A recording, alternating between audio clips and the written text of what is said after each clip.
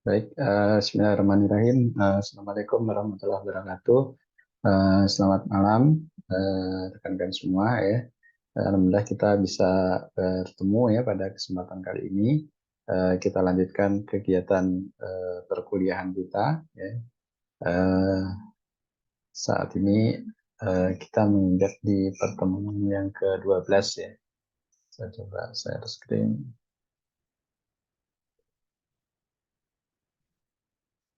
Apakah sudah terlihat? Sudah, Pak. Sudah, oke. Ya, pada pertemuan yang ke-12 kali ini kita akan bahas salah satu metode ya di dalam klasifikasi data ya, dalam membuat model untuk melakukan klasifikasi data ya, yaitu dengan menggunakan decision tree ya. Nah, ini adalah salah satu bentuk yang merupakan metode untuk melakukan klasifikasi yang tergolong sebagai supervise ya. Jadi kita harus memberikan label ya terlebih dahulu sehingga kita bisa melakukan proses klasifikasi. Decision tree adalah bentuk model klasifikasi ya yang bisa digunakan untuk menemukan hasil akhir berdasarkan rangkaian pertanyaan ataupun permasalahan pilihan. Kemudian setiap pertanyaan perlu dijawab ya dengan pilihan yang tersedia dalam bentuk biner atau dua pilihan. Nah, sehingga ini mungkin salah satu bentuk ya di keseharian kita ya. Nah, kalau kita ingin melakukan klasifikasi ya, atau ingin melakukan ingin tahu ya mengenai permasalahan atau mengenai objek tertentu, biasanya kita mengajukan pertanyaan ya. Nah, pertanyaannya punya dua pilihan jawaban ya, ya dan tidak misalkan. Nah, nanti kalau dari responden atau orang yang kita tanyai menjawab iya, maka kita bisa menyimpulkan ya, informasi yang ingin kita ketahui. Nah, atau jika dijawab iya, nah ini akan munculkan pertanyaan lanjutan ya. Dan lanjutan yang lebih dalam lagi misalkan ya, sehingga nanti pada akhirnya kita akan menemukan informasi yang kita inginkan ya. Jadi ini sebenarnya pertanyaan dengan dua jawaban ya, yang jawabannya biner ya. Namun nanti dirangkai ya, menjadi beberapa tahap ya, sehingga kita bisa menemukan informasi yang levelnya lebih dalam ya, yang telah melewati beberapa atau rangkaian pertanyaan. Kemudian hasil klasifikasi akhir ditentukan oleh kesesuaian jawaban atas rangkaian pertanyaan biner tersebut. Ya. Jadi jika kita misalkan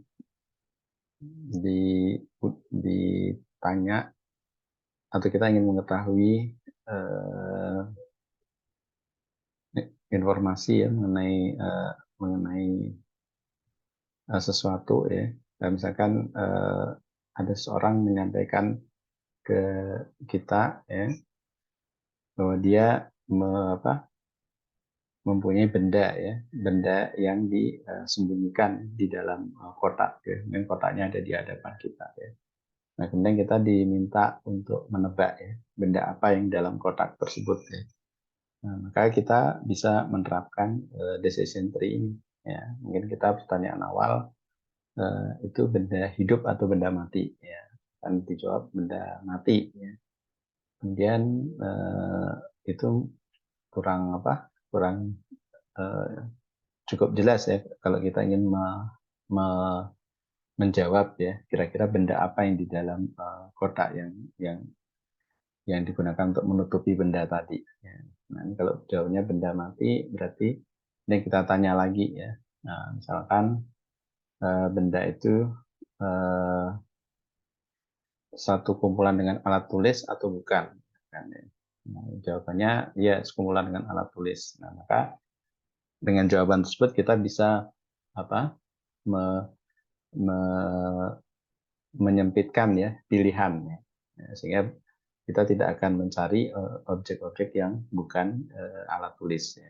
Nah, sehingga nanti pada akhirnya eh, ketemu juga ya benda yang disimpan dalam kotak itu misalkan pensil ya atau pulpen ya atau misalkan gunting.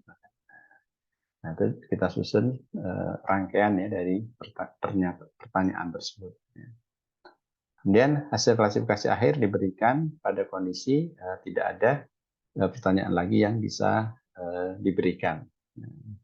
Sehingga kalau sudah cukup jelas ya kita bisa menebak ya setelah melakukan berbagai atau serangkaian pertanyaan, pertanyaan kita habis ya. Nah, maka pada akhirnya kita akan bisa menebak objek ya benda yang ada di dalam kotak tadi ya. Karena pilihannya makin lama makin sempit ya. Nah, maka di dalam decision tree itu adalah cara kita ya bagaimana kita menyusun pertanyaan-pertanyaan tadi ya. Apa saja yang harus kita tanyakan ya. Sehingga kita bisa melakukan proses klasifikasi ya, sesuai dengan yang kita inginkan. Ya. Misalkan kita diminta untuk melakukan prediksi ya, cuaca besok ya, itu akan apa cerah atau hujan misalkan. Ya. Nah, maka dengan dua kondisi tersebut, nah kita harus merangkai ya beberapa pertanyaan. Misalkan yang pertanyaan untuk hari ini ya, misalkan suhu udara ya, panas atau dingin ya. Kemudian kecepatan angin ya, kemudian kelembaban misalkan. Nah, itu namun pertanyaannya sifatnya rangkaian ya. Kalau sudah tahu suhunya panas atau dingin ya. Nah, maka kalau dijawab panas, maka pertanyaannya apa lagi? Ya. Dan kalau dijawab dingin, pertanyaannya apa lagi?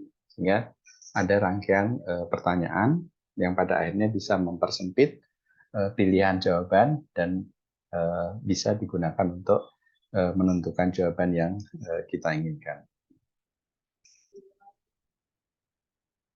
Kemudian pertanyaan dalam hal ini dapat dianggap sebagai feature ya atau ciri yang membedakan antara satu objek hasil klasifikasi dengan objek yang lain. Jadi kita harus pandai-pandai memilih ya jenis pertanyaan apa yang bisa digunakan ya pertanyaan apa yang bisa digunakan yang bisa memisahkan ya satu objek dengan objek yang lain. Ya. Kemudian selain merupakan representasi dari pilihan, ya, decision tree juga menyatakan alur akibat, ya, probabilitas serta kesempatan. Dengan menggunakan decision tree, maka masalah yang kompleks menjadi terlihat lebih sederhana. Ya. Kemudian struktur decision tree dibentuk berdasarkan data yang tersedia serta rule yang diterapkan pada suatu permasalahan. Nah, ini mengapa disebut sebagai decision tree? Ya, ini sebenarnya pohon ya, namun pohon yang terbalik ya. Nah, karena untuk titik yang awal yang kita anggap sebagai root ya, akar, nah itu posisinya ada di uh,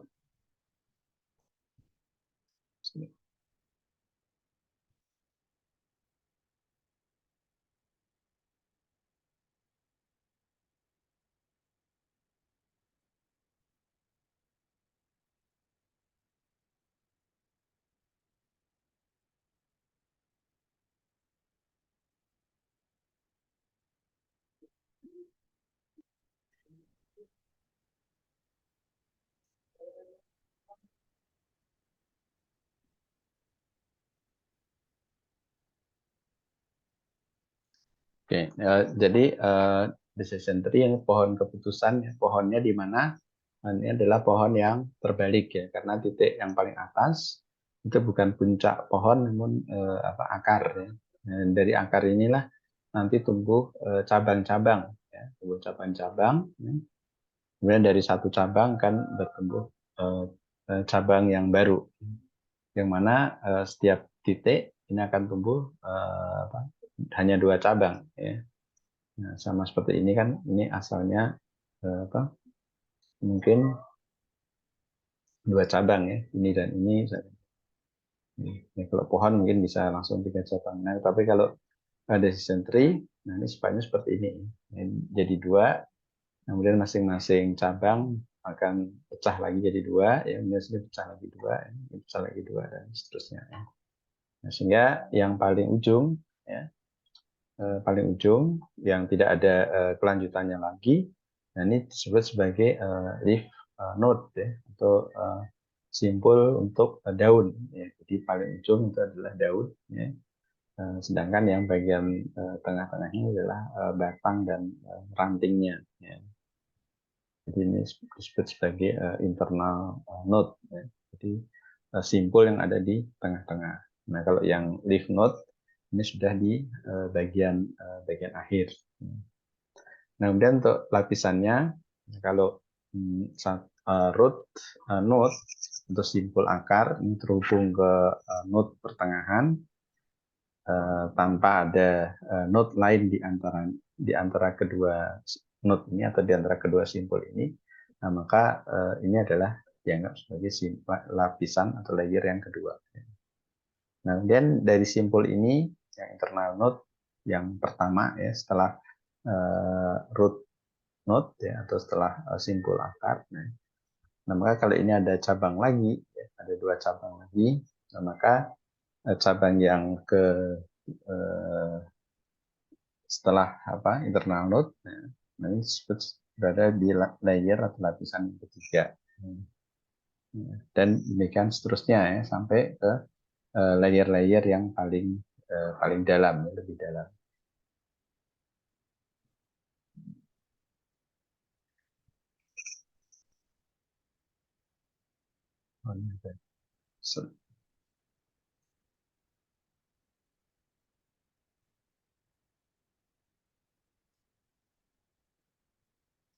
Coba tadi saya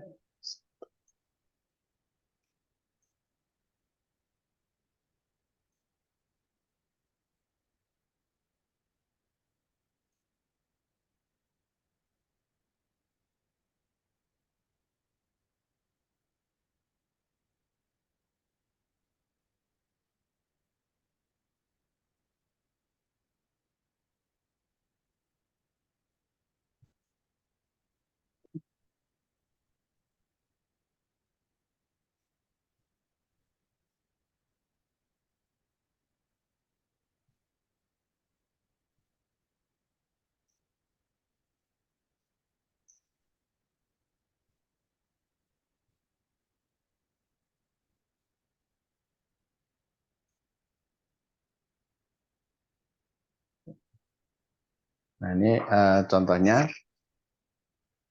misalkan untuk melihat ya, jenis hewan ya. Ini pertanyaan pertama kita bisa ubah-ubah juga ya sebenarnya mana apakah bisa terbang dan tidaknya bisa kita letakkan. Ini bisa saja ya. Nah, ini sebisa mungkin dengan mengubah posisi pertanyaan apa yang harus kita berikan di awal. Nah, sebisa mungkin struktur ya dari decision tree ini dibuat yang paling sederhana ya, yang paling ringkas ya. Sehingga satu path ya, satu lintasan dari satu simpul ke simpul lain ya, kalau bisa dibuat kalau bisa kita peroleh dalam bentuk yang paling sederhana atau paling ringkas. Ya. Nah ini misalkan pertanyaan awal, ya, apakah ada ada bulu ya dari hewan ini? Ya. Apakah ada bulu dari hewan? Ya. Maka ada dua pilihan, ya, ada dan tidak ya, atau true and false. Ya. Nah kemudian setelah kita dapatkan jawaban untuk masing-masing cabang ini, ya, true dan ini false, ya. Nah, kemudian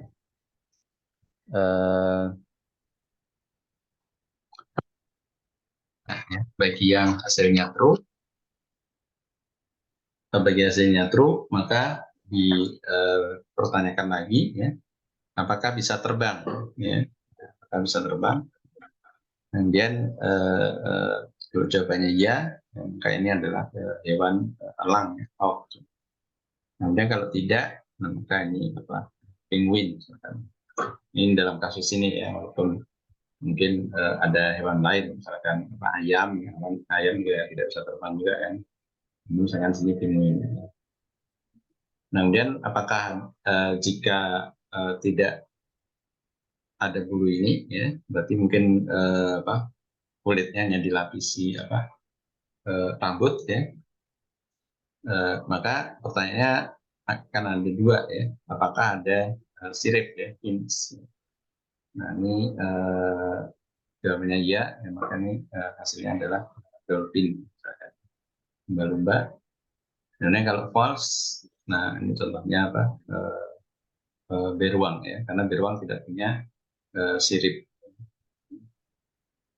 Ya, sehingga dengan menggunakan rangkaian pertanyaan seperti ini, kita bisa melakukan klasifikasi, ya, kalau contohnya adalah atas 4 jenis hewan. Ya, walaupun pertanyaan ini juga bisa diubah, ya, untuk menghasilkan misalkan klasifikasi hewan-hewan yang lain. Nah, ini bisa kita ubah parameternya di simpul pertanyaan ini, atau levelnya kita tambah, ya, mungkin tidak cukup 3 seperti ini. Nah, kemudian juga contoh pertanyaan misalkan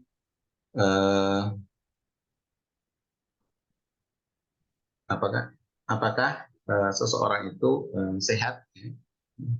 Ya, pertanyaan awalnya, apakah umurnya di bawah atau kurang dari 30 tahun? Ya.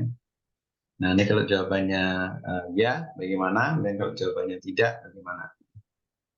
Nah, kalau jawabannya ya, kemudian ditanya lagi, ya, apakah suka, ya, atau apakah sering nih makan pizza, ya, dalam jumlah yang sangat banyak.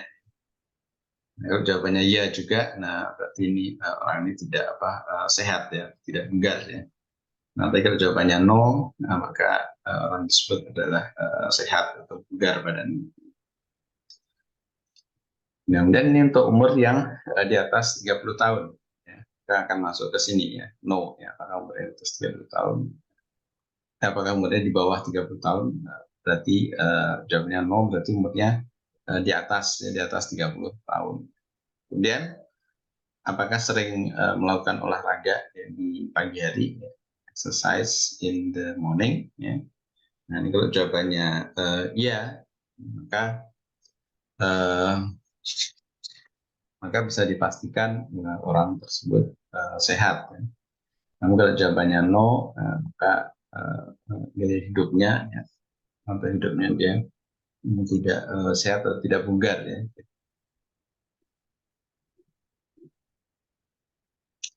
Nah, kemudian untuk membuat rule, caranya bagaimana dalam decision tree? Ya. Nah, ini misalkan kita pilih parameter umur, ya. Nah, ini apakah umur kurang dari 30? Ya. Berarti kita memilih parameter umur sebagai masukan yang pertama. Ya. Kemudian apakah banyak makan pizza? Ya. Nah, ini parameter jenis makanan. Ya. Kemudian apakah melakukan olahraga, ya, setiap hari atau setiap pagi? Nah, ini parameter aktivitas olahraga. Sehingga kita bisa menggunakan, ya, 3 jenis atau 3 macam, ya, parameter ini untuk melakukan klasifikasi, ya, berdasarkan decision tree. Walaupun ini bisa juga kita balik posisinya, ya, misalkan apakah olahraga setiap pagi, nah itu bisa kita letakkan di atas, ya. Nah, cuma apakah itu cukup, ya, untuk menentukan seseorang itu fit atau tidak, ya, dengan satu pertanyaan setelah kita pindah ke atas ke simpul yang awal. Nah, itu tentu belum, ya, sehingga perlu dilengkapi, ya, level dari decision tree, ya. Dan hanya cuma satu level, mungkin ada berapa level. Kemudian di dalam penggunaan decision tree kita bisa menggunakan apa yang kita kenal dengan nama Gini Impurity Index ya. Jadi semacam indeks yang digunakan untuk melihat ya melihat keseragaman dari sebuah kelompok yang telah selesai diklasifikasikan. Jadi Gini Impurity Index ya adalah sebuah nilai yang digunakan untuk menentukan proses pemisahan tersebut optimal atau tidak ya, terutama pada decision tree. Nilai Gini berada pada interval 0 ya, hingga 1. Nilai 0 menyatakan kemurnian yang sempurna, sedangkan nilai 1 menandakan ketidakmurnian yang sempurna. Sehingga untuk nilai Gini Impurity Index, nah ini makin kecil makin bagus ya. Berarti dalam satu kelas, dalam satu kelompok ya, itu ada parameter yang benar-benar sama ya, atau serupa. Nah, kalau dalam satu kelompok ada objek yang sangat beragam, berbeda-beda, nah, maka nilainya akan mendekati 1. Nah, ini yang kita hindari ya, untuk nilai Gini Impurity Index ini kalau bisa nilainya sekecil mungkin.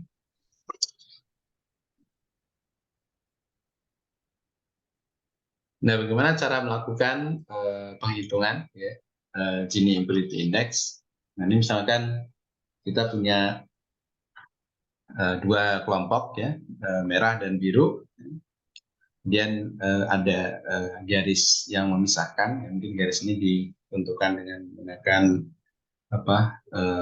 persamaan, kemudian melihat secara visual ya. Nah, kemudian bagaimana cara menghitung Gini Impurity Index untuk masing-masing kelompok ya, kelompok yang merah maupun kelompok yang biru. Nah, untuk menghitung yang kelompok yang merah,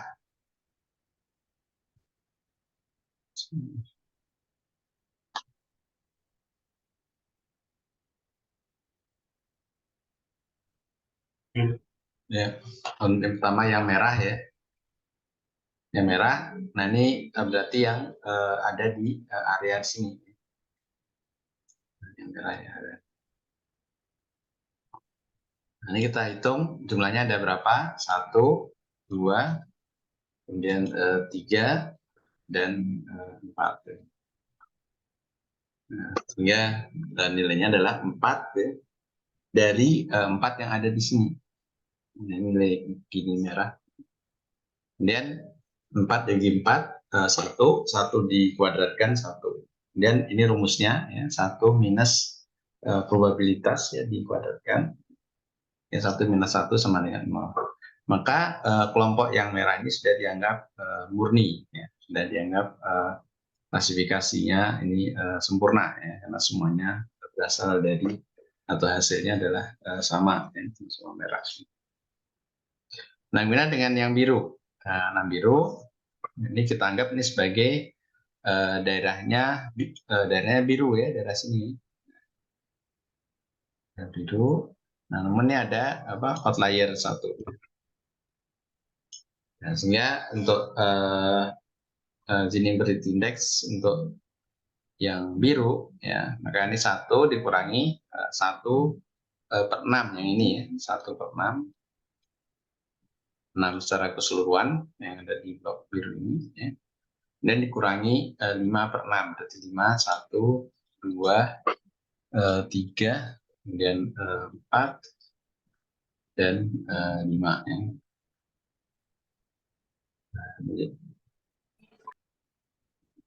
Jadi ini 5, kemudian dibagi dengan 6 ya. 6 itu berarti jumlah titik yang ada di sini. Jadi ini 1, 2, dan 3, 4, 5, dan 6. Sehingga nilainya adalah 5/6 ya, dikuadratkan. Kemudian kita hitung Gini-Barity Index untuk biru, nah, 0,278. Kemudian sistem ini secara keseluruhan, apakah masing-masing kelas ini bisa terpisah ya secara sempurna, ya, kelas yang merah dan biru, ya, maka kita hitung rata-ratanya. Ya. Rata-ratanya, nah ini 4/10, ya, berarti ini 4. Ini untuk yang merah. Ya.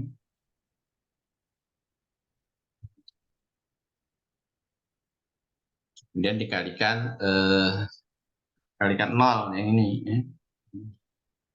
4/10 kali 0, hasilnya 0. Kemudian yang ini adalah 6/10, ya, berarti 6 ini 1, 2, 3, 4, 5, 6, ya, ini semua titik ya. 6/10 kali 0,278 D Gini Index dengan menggunakan persamaan ini. Sehingga nilai Gini secara keseluruhan, nah ini 0,1688. 1,668. Nah ini sangat bagus ya karena mendekati 0 ya.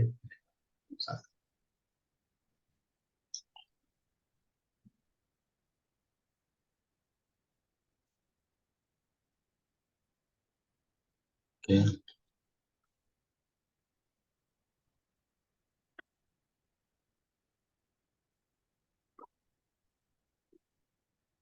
Nah ini coba nih bisa atau tidak dihitung ya untuk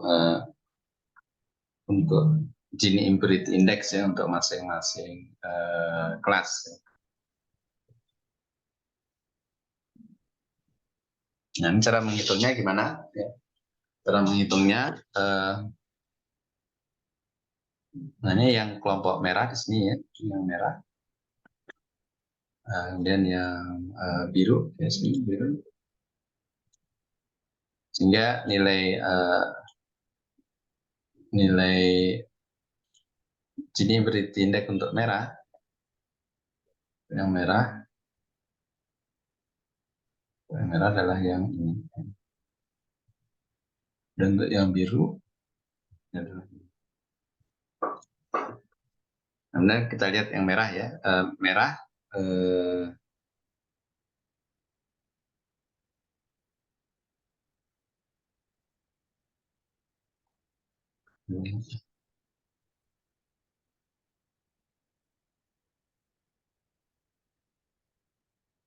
nilainya salah nih ya. Ini mungkin ini copy paste di sini ya. Ini berarti harus kita hitung ulang ya. Ini. Saya coba.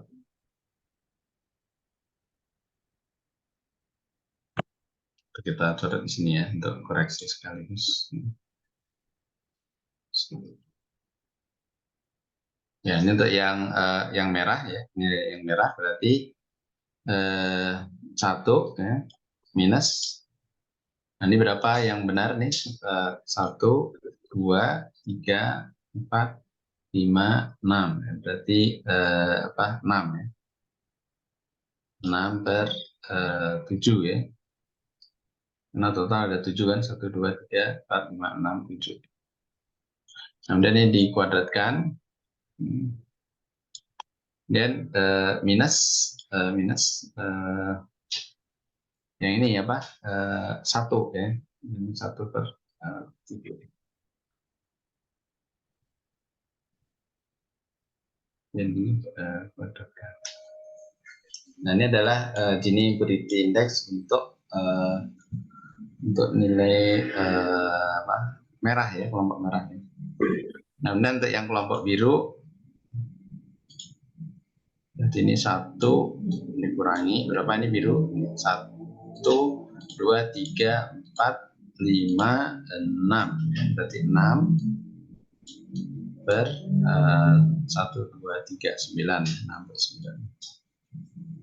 Total yang ada ya. Dan ini dikuadratkan dan dikurangi yang warna merah ya, 3 ya, dari 3/9 kuadrat.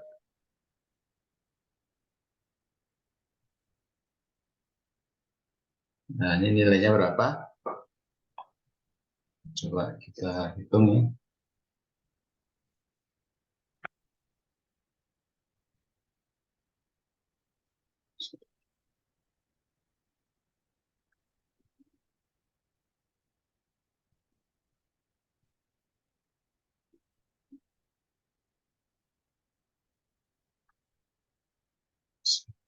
Setelah itu. Nah, ini kita hitung.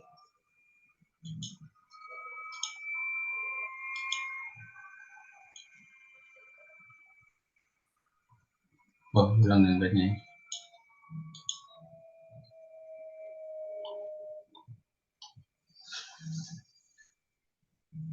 Oh, maaf, hilang nilainya. Tadi mana tadi? Berarti ini adalah tadi yang merah itu 1 dikurangi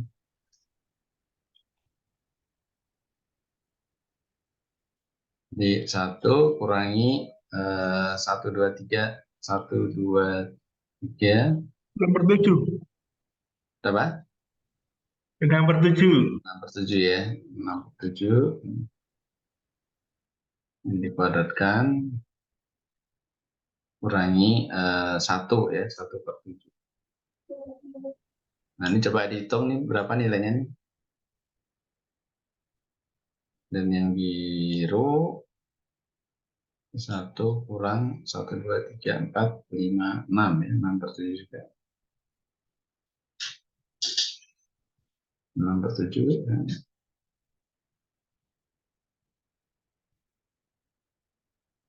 Kemudian dikurangi yang apa? Yang merah ya, merah di 3 ya. Ini bukan per 7 ya. 1, 2, 3, 4, 5, 6, 7, 8, 9, 9.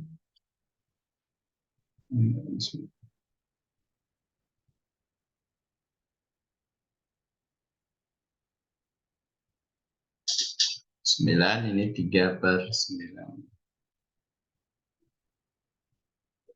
Ini berapa nilainya yang merah? Ada yang sudah hitung? Yang biru berapa?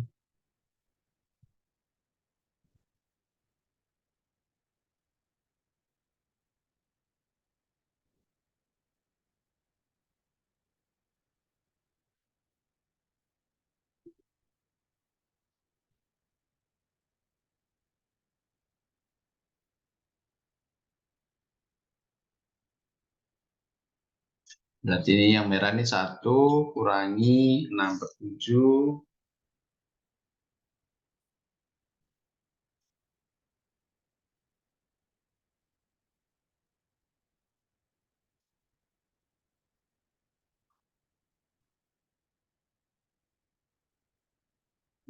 Koma 85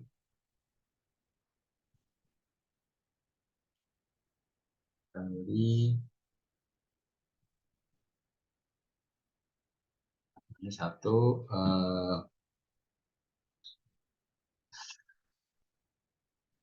sorry, 6/7 kuadrat.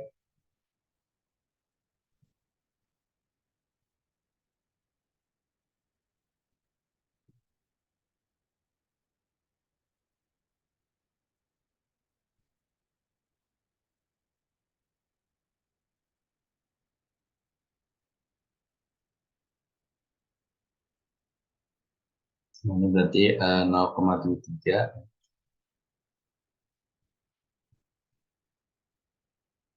0,73. Nah, ini dikurangi 1/7 ya, berarti 1/49 ya.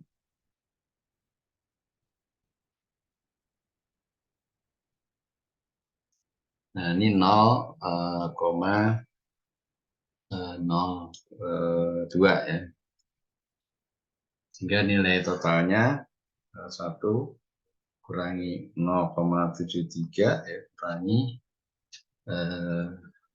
0,02 ya.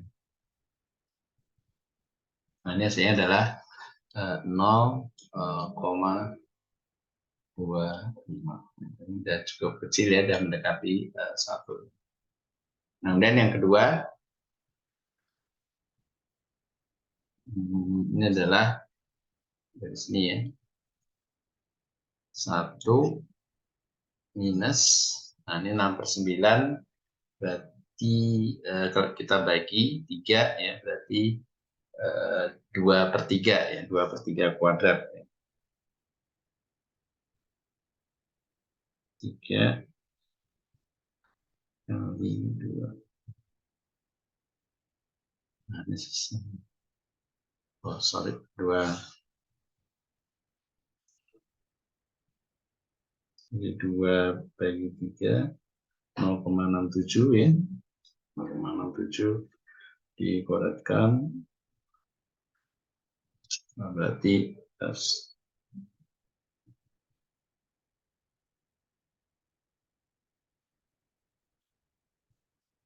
nilainya adalah ini 0,45 dan minus 5/6 kuadratkan ya. 5 bagi 6, 0,83 ya, berarti 0,83 kali 0,83. Nah, ini 0,68. Nah, nilainya berapa? Nah, nilainya 1 minus 0,45 minus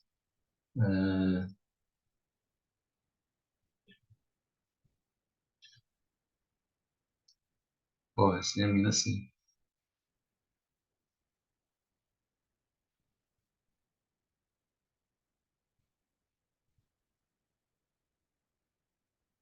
Nah, ini tidak mungkin ya. Nilainya harusnya paling kecil 0 ya.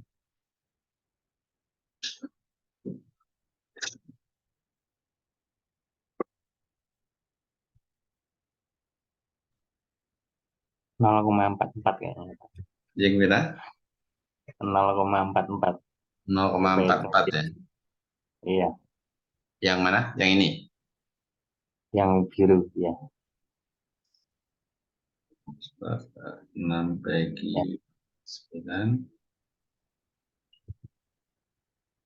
0,66.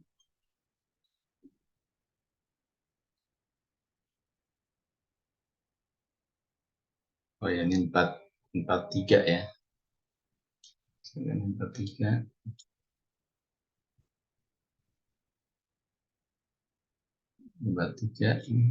Dan yang ini 3/9 kan sepertiga ya. Nah, sepertiga berarti 1/9 ya. Ini juga terlalu tinggi. Nah, ini adalah 0,1. Nah, sekian nilainya adalah 1 minus 0,43 minus 0,11.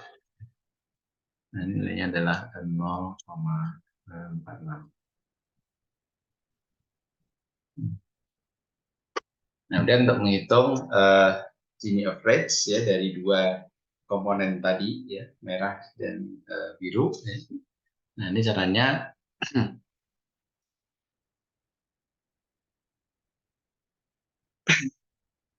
caranya kita kita hitung ya yang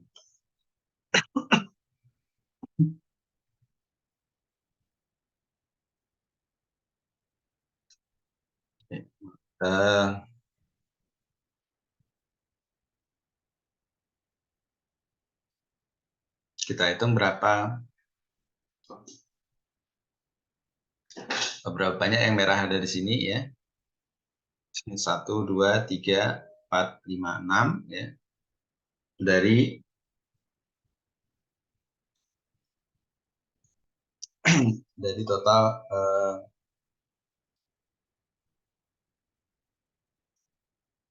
total tadi berapa tadi?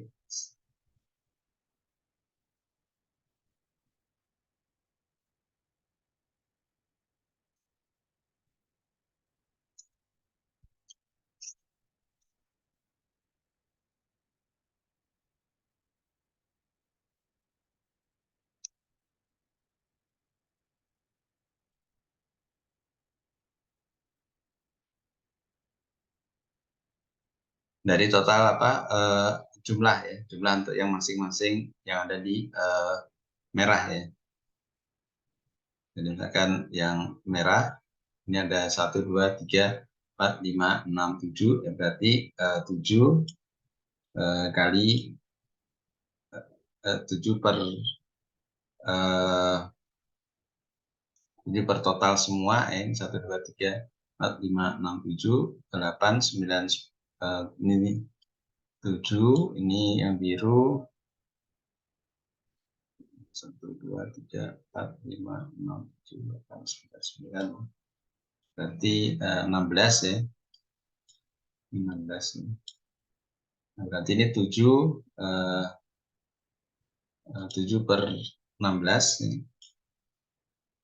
Nah, ini kalikan yang ini 0,25 ya. Dan ditambah, nah ini yang biru. Yang biru ini ada 9 ya, 1, 2, 3, 4, 5, 6, 7, 8, 9 per 16. Nah, ini kalikan yang biru ini 0,4. Nah, ini adalah Gini average ya, totalnya berapa ya, nanti bisa dihitung. Nah, ini kalau mendekati 0, maka proses keterpisahannya ini akan makin bagus ya. Namun kalau masih ada banyak yang overlap ya, misalkan yang di area yang harusnya merah ini masih ada yang biru banyak ya, dan yang di area biru yang seharusnya hanya biru saja, tapi ada kecampur merahnya juga, nah, maka otomatis akan menaikkan nilai Gini ini. Ya. Jadi idealnya nilai Gini itu adalah 0 ya. Nah, ini kalau nilainya nilainya 0,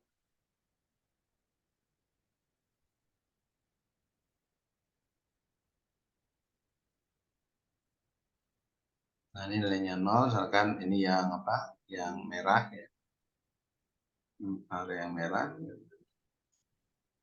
kemudian yang bawah yang biru ya. Yang ini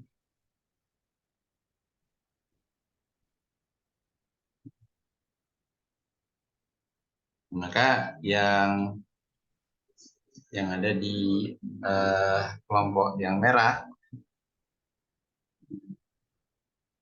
nah ini hanya yang merah aja ya.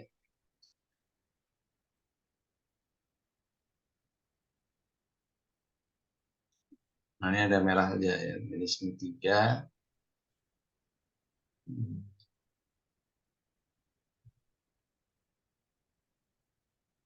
dan ini ketambah 3 ya di sini ya. Nah kemudian yang sebelahnya ini biru juga ya, 1.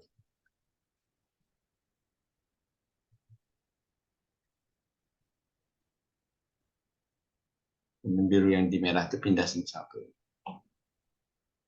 Nah kalau seperti ini maka nilai Gini-nya adalah 0 karena merah berada di merah, kemudian yang biru juga berada di area yang biru. Nah ini kondisi yang sangat ideal sekali.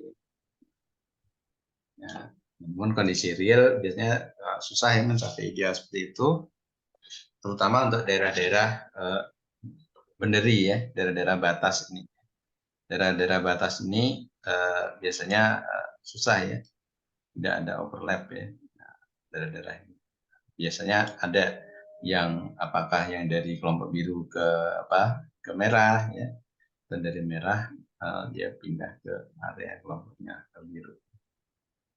Nah, ini akan selalu ada ya. Nah, memang kita berusaha agar yang yang penempatannya salah ini bisa seminimal mungkin ya.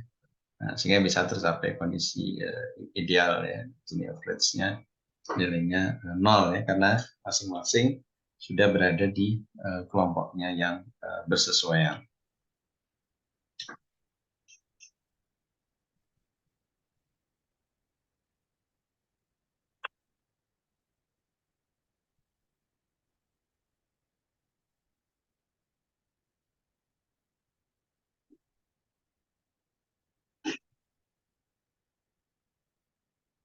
Oke.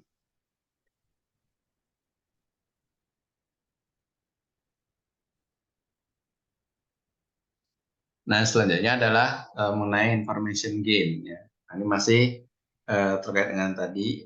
Ini adalah untuk menemukan nilai gini yang sebisa mungkin nilainya 0 ya. Dan kita harus pindah ya, dari sebuah satu level ke level berikutnya. Nah, ini contoh ini adalah decision tree yang ingin kita susun ya. Nah, mula-mula Gini average itu adalah 0,8. Berarti ini masih semua dijadiin satu ya. Dijadikan satu kelompok ya.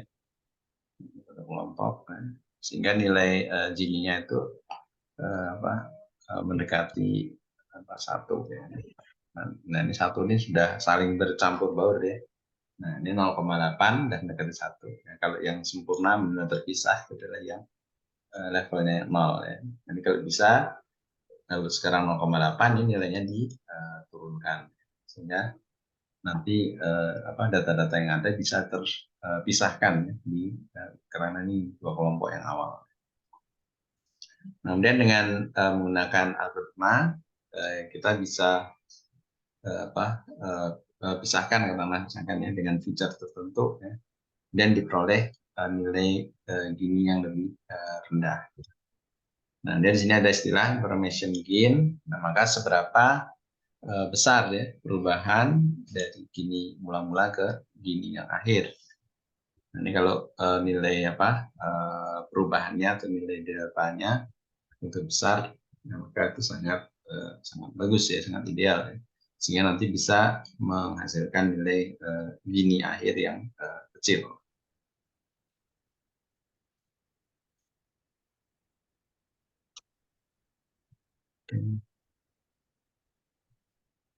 Nah, ini contoh ya, contoh untuk memisahkan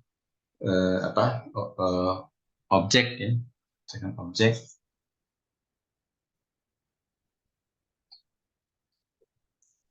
Misalkan objek berdasarkan buah ya. Nah, ini contohnya kita punya 5 jenis buah yang berbeda-beda, yaitu ada jeruk ya, ada duku dan apel ya. Nah, kita punya tabel ini ya sebagai acuan ya untuk membuat tree ya, membuat pohon. Nah, kita harus ada ini data-data. Kemudian kita yang tentukan juga feature-nya apa. Jadi acuan untuk memisahkan. Nah, maka Gini yang pertama, yang awal, yang di sini berarti masih semuanya bercampur ya, jadi satu ya, jeruk, duku dan apel. Ya. Maka nilai Gininya adalah 1 kurangi jeruk ada berapa sini? Ada 2 ya. Maka 2 per berapa banyak data ini 5 ya, jadi 2 per 5. Nah, ini dikuadratkan. Kemudian untuk duku ya, duku juga ada 2 ya. 2 per 5. Nah, dan ini dikuadratkan dan dikurangi apel ya. Nah, ini apel kebetulan ada 1 per 5. Nah, ini kalau dihitung maka untuk Gini wilayah 1 ini adalah 0,64 ya. Pak, izin Pak, Ya. itu untuk jeruk tidak 2/11 ya Pak? 2/11. Kan kalau kita lihat 5 sama 6 ini, 5-nya dari mana ya Pak? Oh, 5 ini dari jumlah ini. Jumlah data ya. Kalau ini nanti ya, ini Itu nanti diameter. diameter nanti. Jadi Hmm. ini dari jumlah dari 5 data yang kita kumpulkan. 5 data yang kumpulkan. Nah, ternyata ada jeruk ada 2 ya. Duku ada 2, apel ada 1. Oh ya. Kemudian masing-masing objek ini punya karakteristik katakanlah warna dan diameter sendiri. Nah, namun kalau kita lebih mendetail lagi melihatnya, nah untuk objek yang sama, untuk jenis yang sama, maka diameternya akan berdekatan, ya. Walaupun berbeda, namun nilainya berdekatan. Kalau yang duku kan mungkin ukurannya kecil, jadi ada 2, ada 3. Yang apel mungkin ukurannya lebih besar dari jeruk, maka diameternya 10. Nah, namun objek yang kita amati, nah ini contohnya di slide ini 5, ya walaupun nanti di kondisi real tentu sangat banyak ya. Ya, Pak. Nangkep, Pak. Ya. Makasih, Pak. Ini mirip yang kemarin ya. Kalau kemarin kan data transaksi ya dibuat seperti tabel seperti ini untuk melihat kecenderungan orang membeli suatu barang kemudian beli barang yang lain. Kita berusaha melihat pola seperti itu. Nah, kalau ini dibuat tabel seperti ini juga untuk melihat bagaimana kita mengklasifikasikan nanti jenis di sini. Nah, sehingga ini gini pada layer 1 ini nilainya masih cukup tinggi ya, 0,64 ya, di atas 0,5 ya, sehingga jauh dari nilai 0 ya. Kemudian kita turunkan setelah kita ketahui warnanya ya.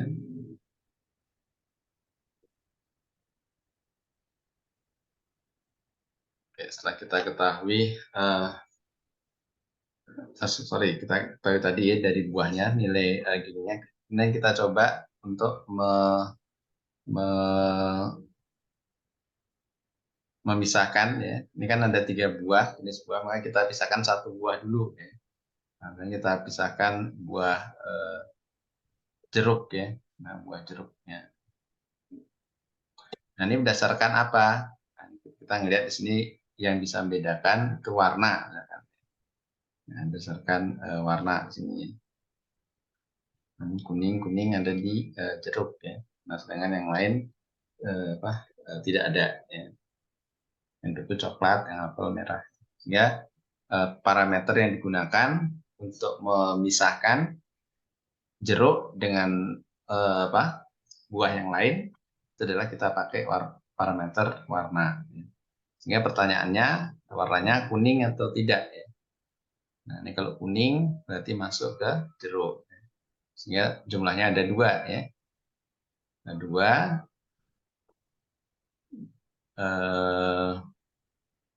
di sini hanya 2 ya. Kemudian dari berapa buah yang ada di sini ya, tentu 2 juga ya. Karena tidak ada di sini data misalkan apel warna kuning ya. Kalau di sini misalkan apel kuning, maka apelnya akan masuk ke sini ya. Nah, ini kebetulan yang kuning jeruk semua ya. Sehingga yang masuk sini 2, kemudian 2-duanya adalah jeruk ya.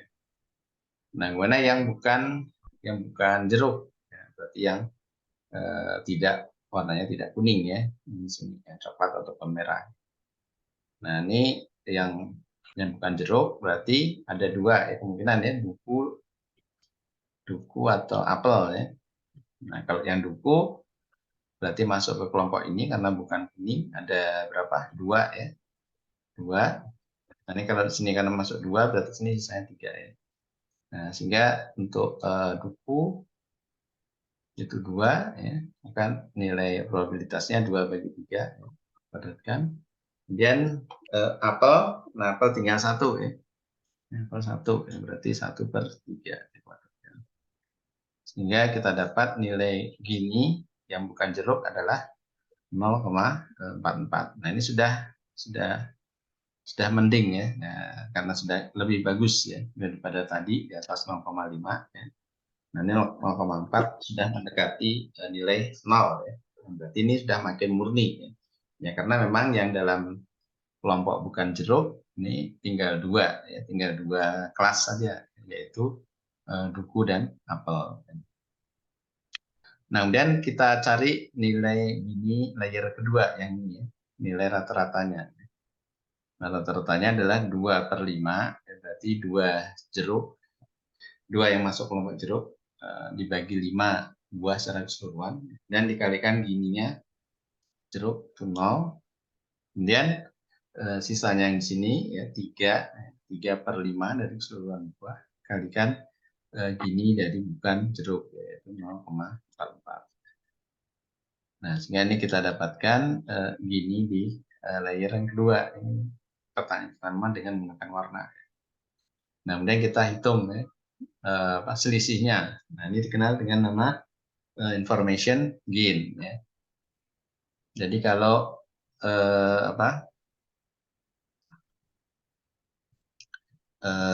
selisihnya makin besar, nah, maka proses klasifikasinya itu makin bagus, karena akan mempercepat penurunan nilai gini ya, sehingga nilainya mendekati 0 misalkan. Sehingga information gain-nya gini layer 1 berarti yang tadi ya 0,64, yang di slide ini 0,64, kemudian dikurangi dengan gini di layer 2 ya, yaitu yang 0,264 sama dengan 0,376. Ini udah mulai bagus juga ya, jadi nilainya positif. Nah, ini untuk menunjukkan bahwa nilai gini itu akan berkurang ya, seiring dengan bertambahnya layer ya.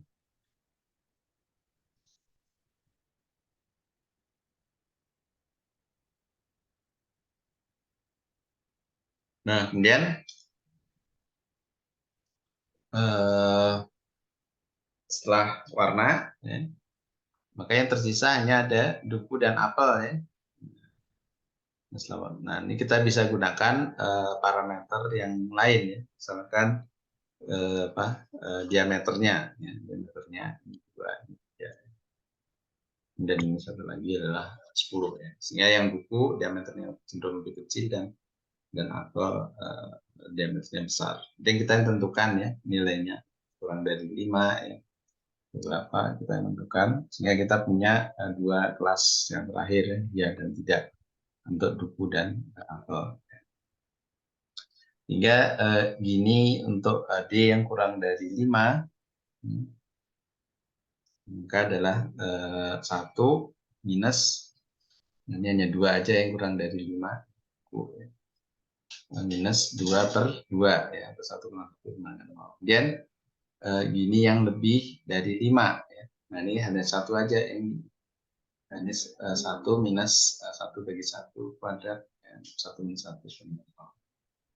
Dan gini layer 3, nah ini berapa?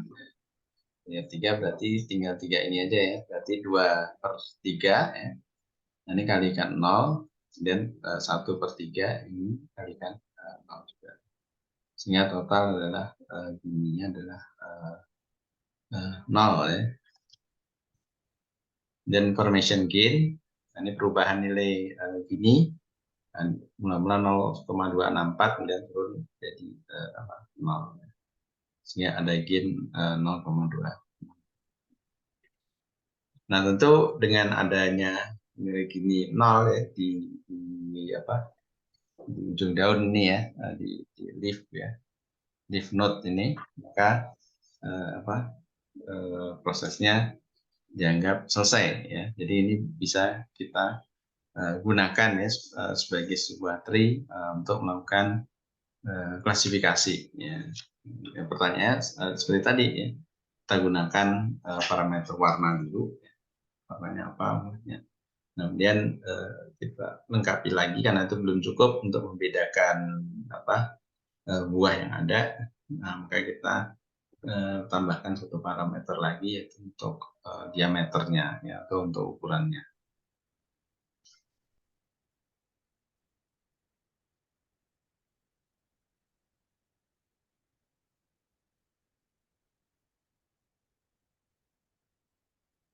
Ya, mungkin sampai di sini ada yang ditanyakan sebenarnya.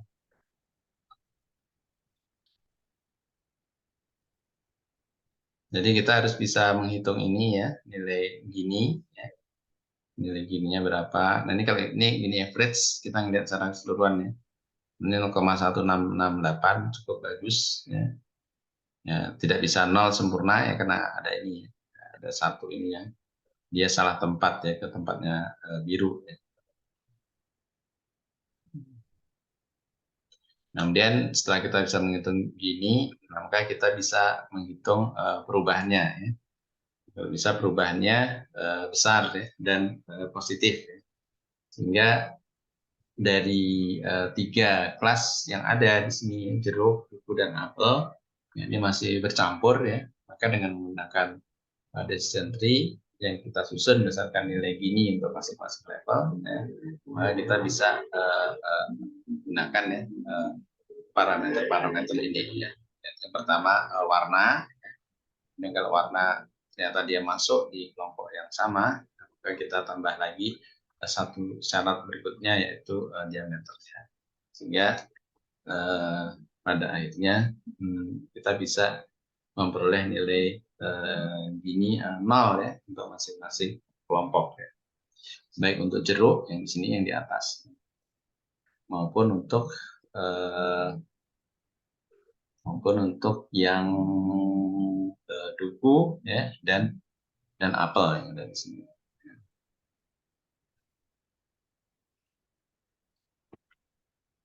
Oke, ada yang ditanyakan, silakan.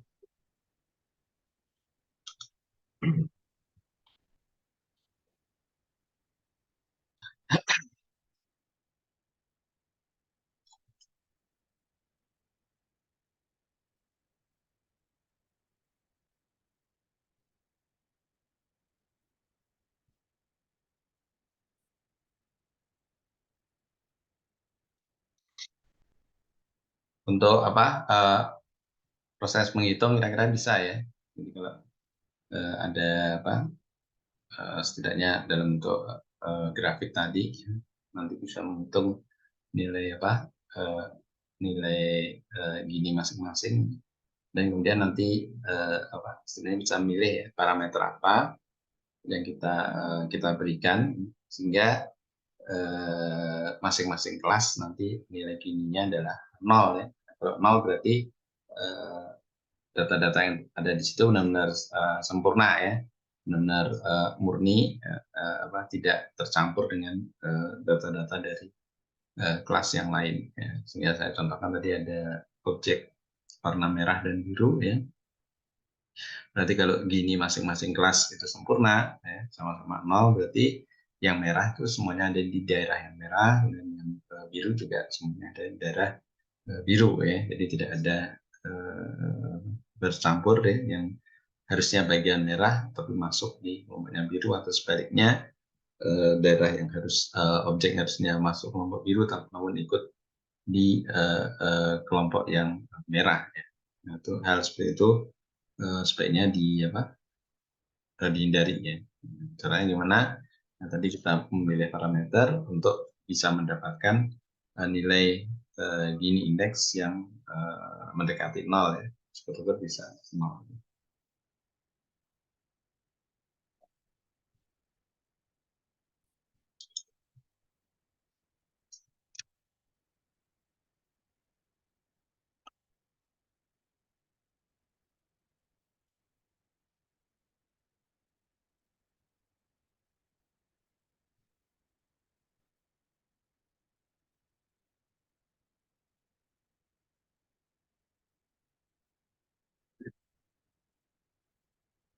Baik, ada yang tanyakan?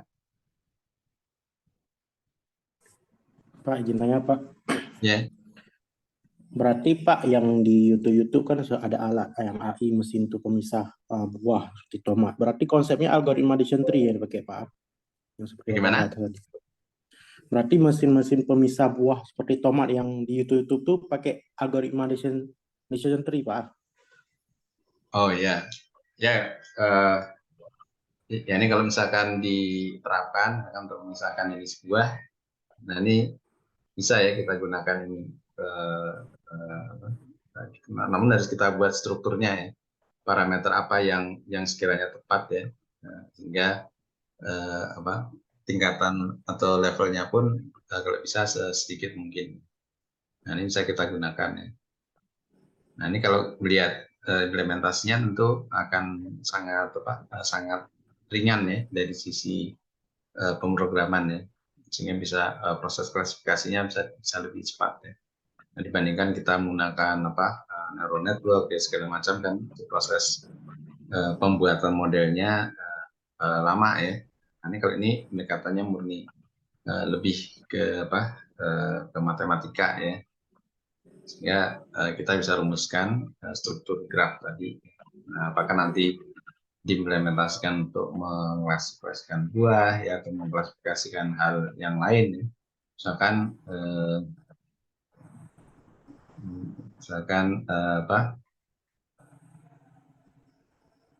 orang datang ke rumah sakit ya. Nah, ini bisa klaim BPJS atau tidak ya. Nah, kalau penyakitnya parah dan harus dirawat ya, dan mendadak itu mungkin bisa ke BPJS. Tapi kalau penyakitnya ringan tidak bisa pakai BPJS. Nah, itu juga kita bisa melakukan klasifikasi di sana ya dengan merumuskan parameter tertentu. Atau misalkan kita buat sistem e-learning misalkan untuk pembelajaran ya, kemudian kita berikan rules tertentu ya dari soal-soal yang ada ya, kalau bisa dikerjakan 90% ya, itu parameter awal. Nah, ternyata hampir semuanya bisa ya mengerjakan dari 100 soal semuanya bisa bagus-bagus ya, nilainya 90% segala macam. Nah, itu kan susah ya kita membedakan ya mana yang ikut tes ini hasilnya bagus atau tidak ya, karena nilainya sama semua, bagus semua. Nah, kemudian kita tambah parameter yang lain lagi ya, kita baterainya misalkan seberapa cepat mengerjakan soal-soal. Nah, nanti akan tersaring ya. Walaupun nilainya bagus semua, nah ternyata beda-beda ya. Ada yang perlu waktu lama, ada yang perlu waktu sedang, atau ada yang cepat ya. Ya, kita bisa buat tree dengan tambahan parameter untuk menyeleksi itu kecepatan ya, mengerjakan soal. Sehingga nanti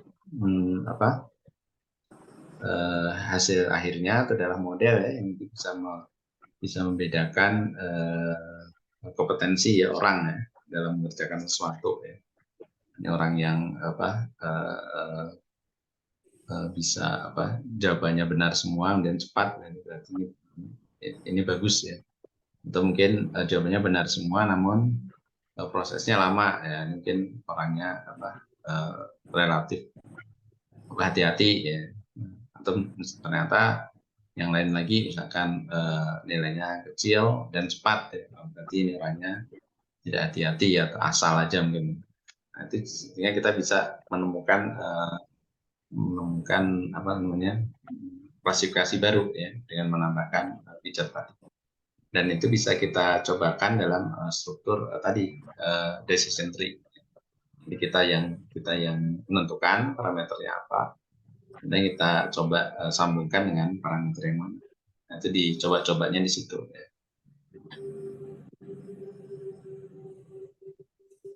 Nah, dengan tujuannya nanti untuk di setiap leaf, ya, setiap ujung ya dari decision tree nilai Gini-nya nanti kalau bisa 0 atau mendekati 0, yang menyatakan bahwa di ujung klasifikasi ini memang benar-benar bisa memisahkan ya objek-objek itu secara sempurna ya, sehingga tidak bercampur dengan objek-objek yang berasal dari kelas yang lain.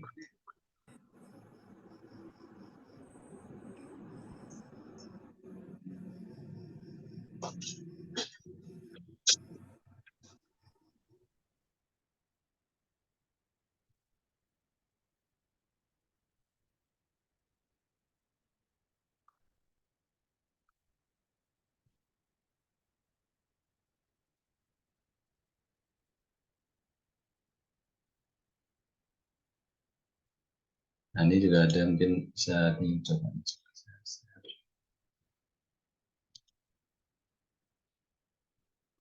Ya, lihat ya. Nah, ini contoh lain ya, misalkan dengan menggunakan apa decision tree ya. Nah, ini kita ingin melihat apa bank note ya. Jadi ini apa cek mungkin ya untuk mencairkan uang ya, atau mungkin tanda tangan misalkan ya. Nah, ini asli atau palsu ya. Nah, ini kemudian kita gunakan ini pakai image processing juga ya. Datanya diolah dan dapat parameter wavelet misalkan wavelet. Kemudian nih yang satu variance-nya, satu skewness-nya yang dari wavelet dan nilai-nilainya di sini. Dan kelasnya 2 ya, berarti ini ada banknote. Banknote itu uang gini ya. Apa? Uang kertas yang ini ya, banknote. Saya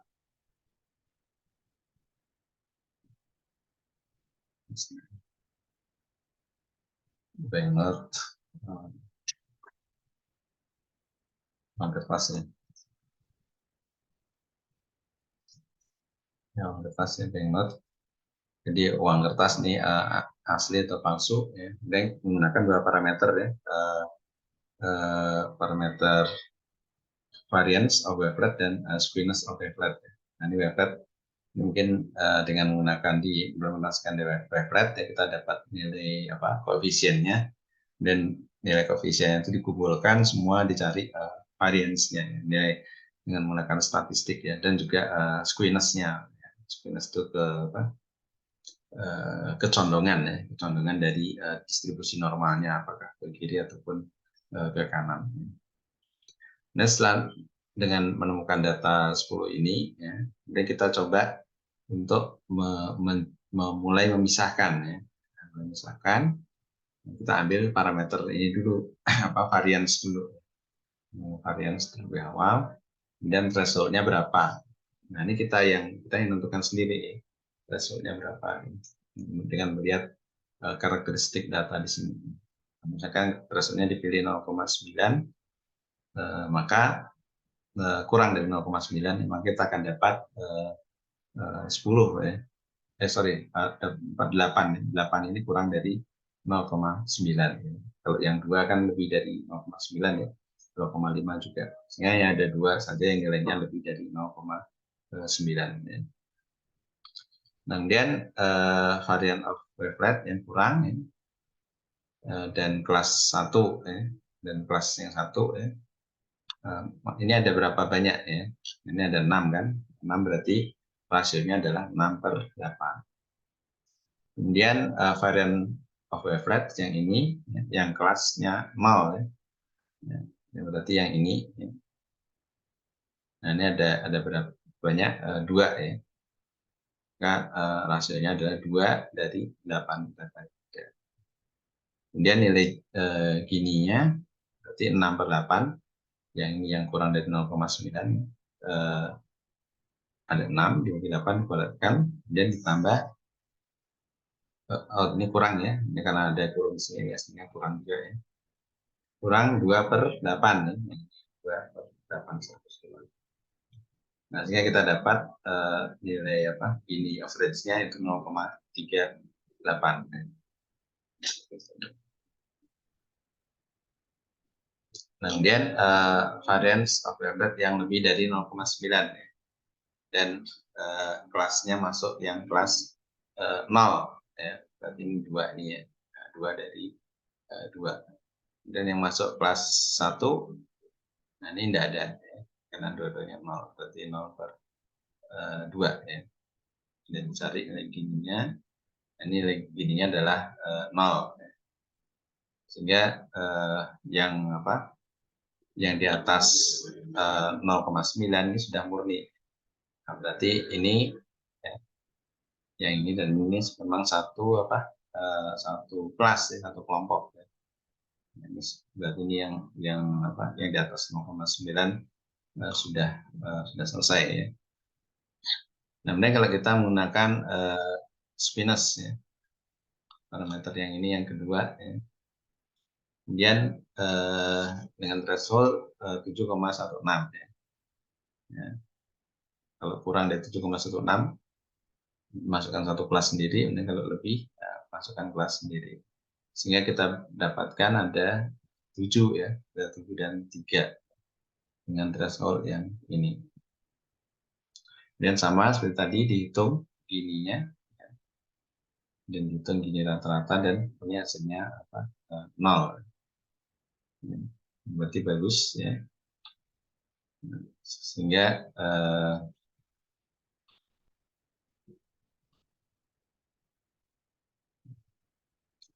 bisa apa? Kita pisahkan ya berdasarkan squeamish ya, squeamish dengan threshold yang tadi ya 7,161. Nah, ini kemudian terus dicoba lagi ya, setelah kita dapat 2 ini kita lakukan prosedur yang sama ya. Nah, sehingga pada akhirnya sorry, kalau yang ini kan yang apa? Yang lebih ya, lebih dari 7,61 tadi ya. Berarti ini bijinya ada 0. Maka ini tidak perlu dipecah lagi. Nah, yang gini 0,25 ini yang harus kita pecah lagi. Sehingga kita dapatkan lift-nya masing-masing nilainya 0. Nah, sehingga kita bisa membuat ya struktur decision tree ini. Kita bisa buatkan mana yang lebih dulu ya, squeamish-nya atau variance-nya. Bisa kita cobakan agar kita bisa dapatkan decision tree yang paling sederhana.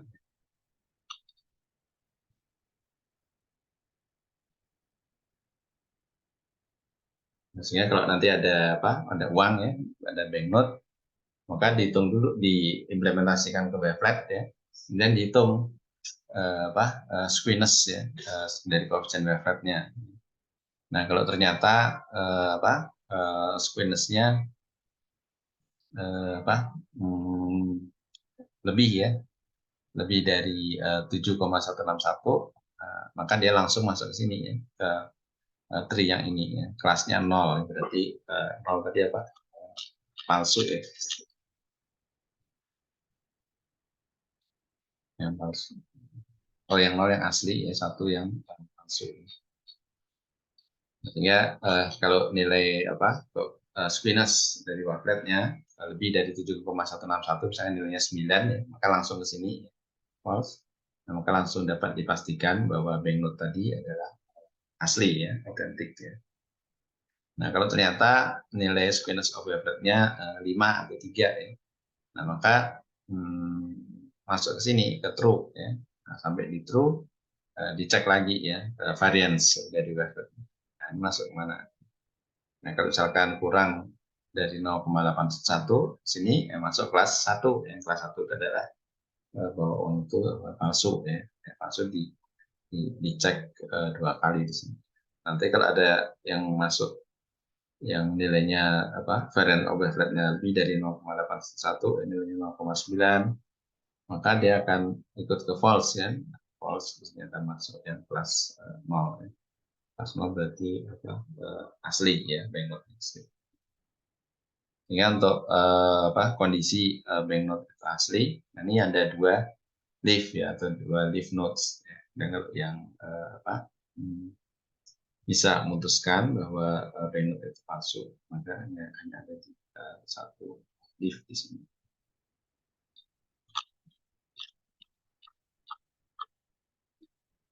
Nah, ini kelihatan memang lebih ringkas ya untuk menemukan model klasifikasinya ya, dibandingkan training segala macam. Sehingga nanti bisa decision tree ini bisa kita gunakan juga ya, tergantung dari sisi ini kebutuhannya. Ya baik, ada yang tanyakan mungkin sampai sini?